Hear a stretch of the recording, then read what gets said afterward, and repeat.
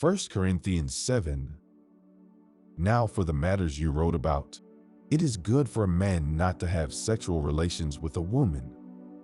But since sexual immorality is occurring, each man should have sexual relations with his own wife, and each woman with her own husband. The husband should fulfill his marital duty to his wife, and likewise the wife to her husband. The wife does not have authority over her own body but yields it to her husband. In the same way, the husband does not have authority over his own body but yields it to his wife. Do not deprive each other except perhaps by mutual consent, and for a time, so that you may devote yourselves to prayer. Then come together again so that Satan will not tempt you because of your lack of self-control. I say this as a concession, not as a command. I wish that all of you were as I am. But each of you has your own gift from God. One has this gift, another has that. Now to the unmarried and the widows I say, it is good for them to stay unmarried, as I do.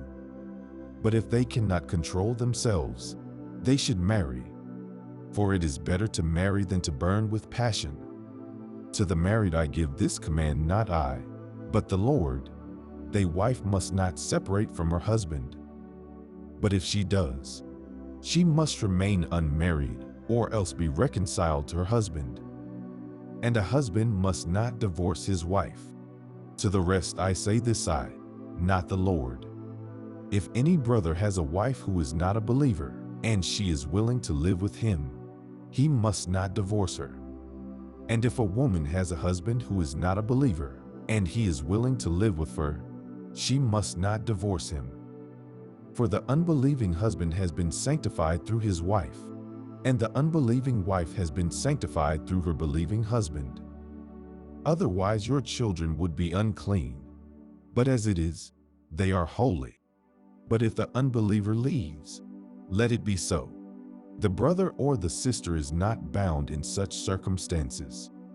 God has called us to live in peace. How do you know, wife, whether you will save your husband? Or, how do you know, husband, whether you will save your wife? Nevertheless, each person should live as a believer in whatever situation the Lord has assigned to them, just as God has called them. This is the rule I laid down in all the churches. Was a man already circumcised when he was called? He should not become uncircumcised. Was a man uncircumcised when he was called? He should not be circumcised. Circumcision is nothing and uncircumcision is nothing. Keeping God's commands is what counts. Each person should remain in the situation they were in when God called them. Were you a slave when you were called? Don't let it trouble you, although if you can gain your freedom, do so. For the one who was a slave when called to faith in the Lord is the Lord's freed person. Similarly, the one who was free when called is Christ's slave. You were bought at a price. Do not become slaves of human beings. Brothers and sisters, each person, as responsible to God, should remain in the situation they were in when God called them. Now about virgins, I have no command from the Lord, but I give a judgment as one who by the Lord's mercy is trustworthy. Because of the present crisis, I think that it is good for a man to remain as he is.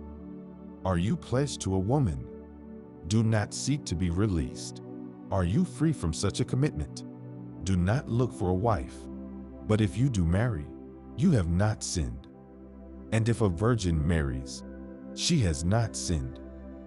But those who marry will face many troubles in this life, and I want to spare you this.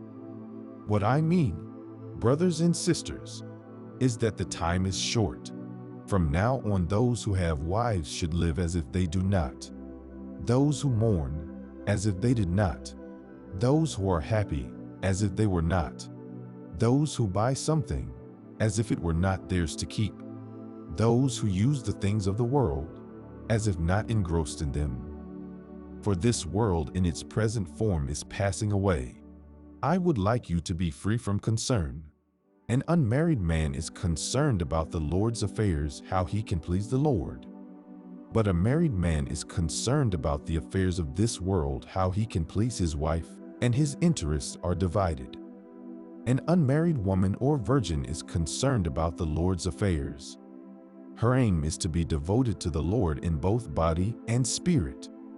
But a married woman is concerned about the affairs of this world, how she can please her husband.